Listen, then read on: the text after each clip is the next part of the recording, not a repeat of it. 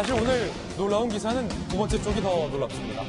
청와대에서 이른바 최강욱 공직 비서관이 주도한 이번 검찰 인사와 관련돼서 검사들의 사상 검증을 했다.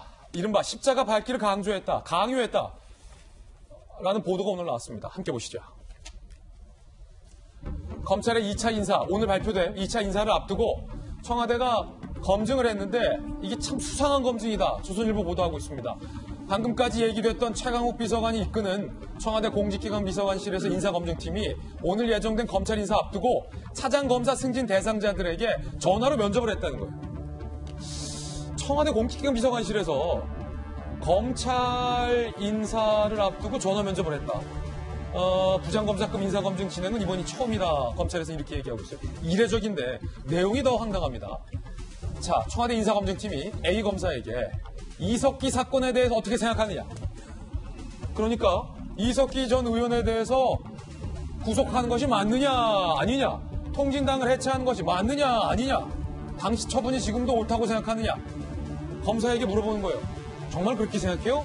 이석기 의원이 꼭 방에 들어가야 된다고 생각해요? 라고 물어봤다는 거예요. 자, 공안 검사들에게 비꼬도 질문했다는 겁니다. 그리고 특정 공안 사건을 언급하며 부정적으로 아우 우리 B 검사님 뭐 이런 사건도 하셨네요. 뭐 안 가셨나 봐요. 이런 사건도 하시고 뭐 이런 식으로 인사검증을 했다.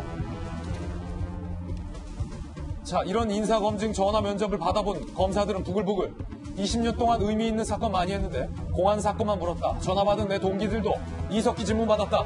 라고 얘기하고 있습니다. 검찰 내부에서는 청와대의 인사검증 수준이 어떤 수준인지를 적나라하게 보여주는 것이다.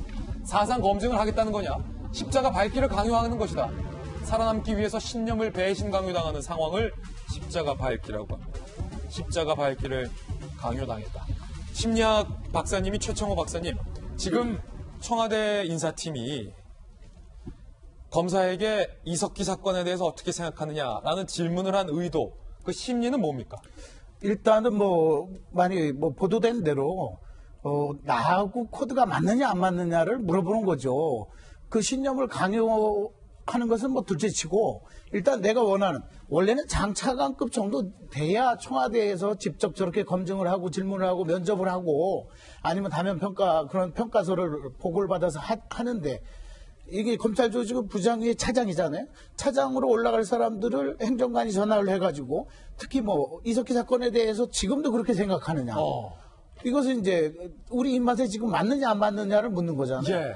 면접 방법엔 여러 가지가 있지만 전화 면접도 할 수가 있죠. 바쁘니까. 예. 그러면은 비전이든 그동안에 앞으로 나가야 될 검찰의 어떤 역할이든 이런 거에 대해서 묻는 것이 아니고, 거기에 대해서 어떻게 또 공안 쪽에 근무했던 사람들은 내가 원치 않아도 맡아야 될 사건들이 있었는데 그때 그 시절에 이거를 맡았었는데 지금도 시간도 많은가 봐요. 시간이 많았었나 봐요. 이런 식으로 오히려 면접을 한다면 자기들하고 안 맞는 사람은 승진 안 시키겠다는 걸 노골적으로 이야기하는 거잖아요. 예. 문재인 대통령이 악마는 디테일에 숨어 있다라고 한 예. 것은 사실은 디테일까지 청와대에서 이것을 들춰봐야 되겠느냐 이거예요. 예. 저는 그건 아니라고 보는 거거든요. 이건 아니다. 네. 왜냐하면 검사장이 있고 지검장들이 있고 거기에서 평가서를 받아서 거기에서 정말 문제가 있는 사람은 한 번 더 면접을 통해서 걸르면 되는 건데, 그걸 전화로 다 해가지고 걸러서 나하고. 코드 인사는요 반드시 망합니다. 예. 왜냐하면 컴포터블, 편안한 쌍둥이 증후군이 나타나요. 예. 쉽게 얘기하면 유유상종 증후군이 나타나서 그 동네에서는 미인인 줄 알지만 딴 데 가면 쳐다도 안 보는 사람일 수가 있거든요. 미인에 비교해서 그렇지만 자기들끼리는 청렴, 결백, 그리고 가치관이 맞는다고 평가를 했지만 그것이 다른 데서 한 발만 벗어나면 우스개가 돼버릴 수가 있는 거거든요. 오히려 저런 평가는 자기들이 하기가 어렵다면 전문가들에게 오히려 의견을 구하는 것이 더 좋지 않았을까. 굳이 청와대에서 저런 검증을 할 이유는 없다라고 봅니다. 예. 저 부장검사급까지 이렇게 인사검증하게 된 게 지난해 말에 바뀐 그 법안대로인 거죠. 그동안에는 검사장급 이상만 이렇게 검증 절차를 거치다가 부장검사들까지도 다 청와대에서 검증 절차를 거치겠다. 그리고 지금 검증 절차를 거치고 전화를 건 기관이 바로 비서관, 최강욱 비서관이 맞습니다. 지금 총괄하고 있는 바로 거기에서 전화를 걸어서 검증을 한다고 던진 질문이 지금 이렇게 뭔가 사상 검증하는 거냐라는 의문이 나올 수 있는 부분.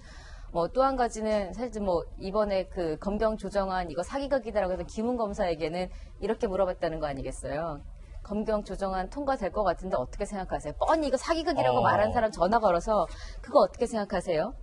전화 건 사람이 누구냐? 공직 비서관 그 지금 기강 비서관실에 파견된 경찰 출신 또 행정관들이에요. 그래요? 경찰 출신 행정관들이 전화 걸어서 검경 그 수사권 조정을 어떻게 생각하시냐? 그러면 어떻게 말을 해야 옳은 정답이고 그 다음에 승진을 할 수 있을까요? 많은 생각들이 들었을 거예요. 그리고 지금 사실은 검찰개혁 제일 중심에 정치검찰 사라져라인 건데 이렇게 너무나 정치적인 이슈가 떠오를 수만한 사건들을 질문하는 것도 문제지만 제가 사실 또 한 번 경악했던 것은 한 여성 검사에게는 이런 질문을 했다는 거 아니겠어요? 어떤 거죠? 당신 미혼입니까? 기혼입니까?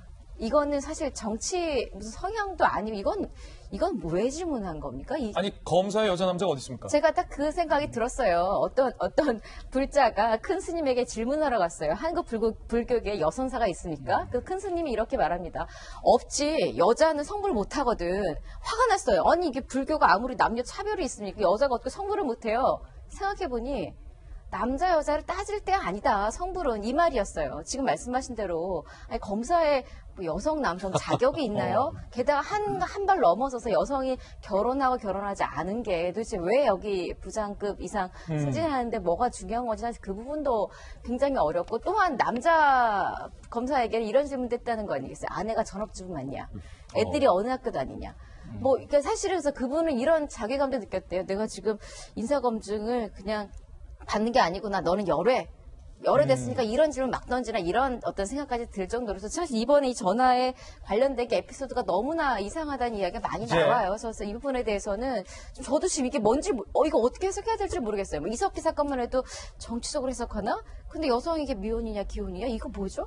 저 해석이 어렵습니다. 물론 청와대 입장이 아직 나오지 않은 상황입니다. 이에 대한 청와대야 공직기관 비서관 팀의 반론이 나오면 저희도 충실하게 반론을 드리겠습니다. 그런데 고승덕 의원님, 네. 십자가 밝기라는 말이 있잖아요. 네. 이석기 의원에 대해서 어떻게 생각하냐라는 질문을 받아든 검사가 고민을 했을 것 같아요.